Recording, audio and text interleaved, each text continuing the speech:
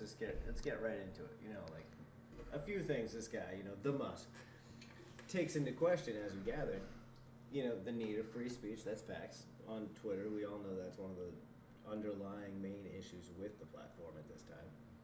Now, it's funny because a time before we've had on other shows, we spoke about how he's talked about making an alternative to Twitter multiple times. He's dabbled in the thought. Yeah, he's a free speech proponent. He's been vocal about that for a while. So, he's already setting the precedent that these things need to be done.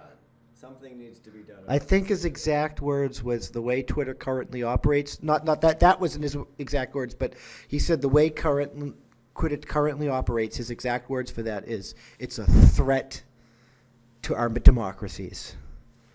Which is funny, based off of the way that some people perceive that. But it's one of those things where they're like, okay.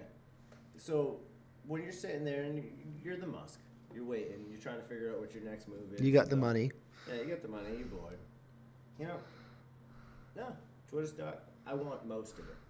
So you go and you buy most of Twitter stock. So you could have made an alternative, but you could just buy it. You don't slowly acquire stock until you do a hostile takeover.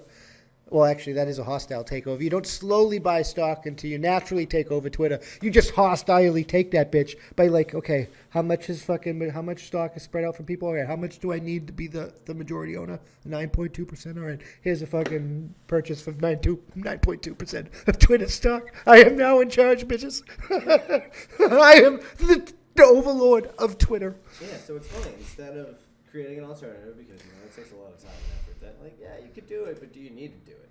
Obviously not.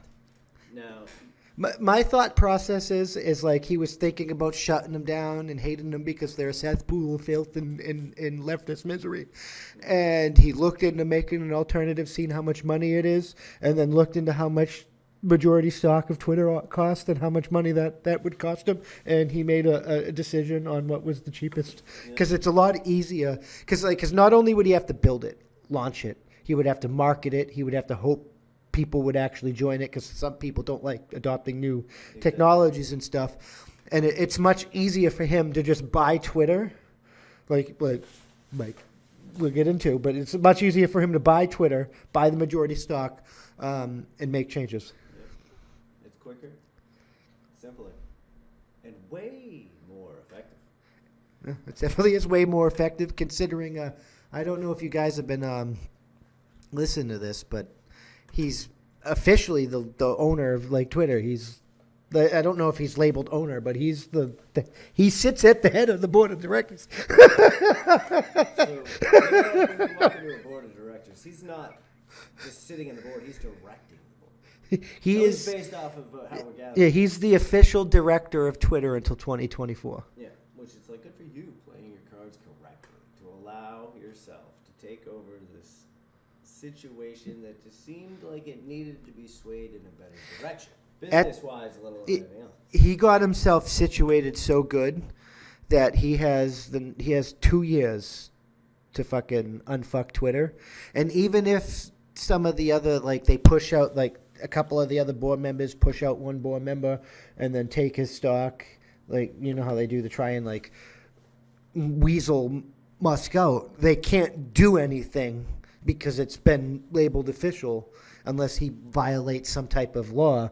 They can't do anything and remove him as director of Twitter, even if somebody else becomes majority stockholder, because he has been officially made director of Twitter. Yeah, which is crazy.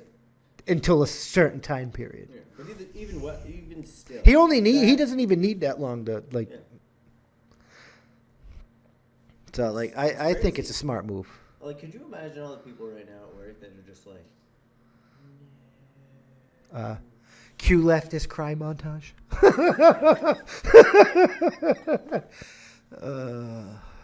This is just glorious to me. This is having your censorship machine, because it started with Twitter. Twitter was the one that went, that and Reddit. But so to have your leftist censorship machine have a hostile takeover by a free speech absolutist gives me a freedom boner. Yeah. It makes me want to dress up like George Washington and wield myself some chainsaws. A freedom bonus so hard it's spitting fireworks. But we'll see. And I mean, he could. Yes, people. For your country, you will feel.